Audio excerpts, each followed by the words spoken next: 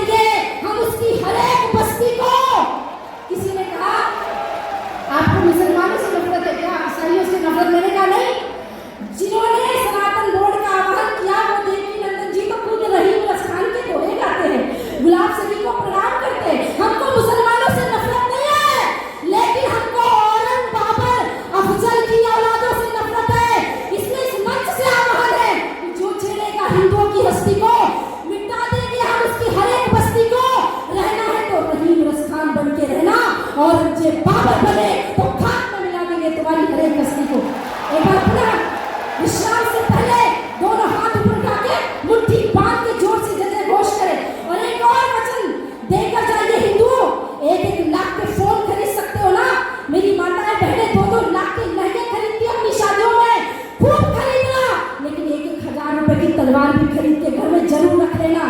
उड़ाइए जवाहर। भारत माता की, भारत माता की जय जय श्री राम, जय जय श्री राम। एक और बात मैं आज इस मंच पे अगर नहीं कह पाई तो शायद कहीं और नहीं कह पाऊंगी, पर पूजनीय महाराज श्री आप बहुत अच्छे कथावाचक है, हम खुद भी कथा करते हैं और एक बड़ा सुंदर आपसे प्रेम भाव भी है मेरा। आप मेरे बड़े भाई हैं, गुरु तुल्य है, सब कुछ है, पर आपने आज कथावाचकों का सिरमौर सिर मुकुट सबसे ऊपर कर दिया सनातन धर्म के लिए। मैंने से बहुत से कथावाचक क्षमा करेगा, पूछे शंकराचार्य भगवान बैठे पर क्षमा करेगा हाथ जोड़ के। नहीं, सब लोग यही कहते हैं हमेशा से कि क्या लेना देना हमें धर्म से, लेकिन पहली बार कोई संत कथावाचक यहाँ से खड़े हुए हैं। मैं साष्टांग आपको प्रणाम करती हूँ और बहुत धन्यवाद करती हूँ। जय श्री राम। बहुत बहुत धन्यवाद। और मैं विनती करूँगा महामंडलेश्वर विद्यागिरी जी महाराज हमारे बीच में है और वो अपने आप उद्बोधन करेंगे। और उसी के साथ में विनती करूँगा हमारे पंकज गुप्ता जी और टाइगर राजा जी।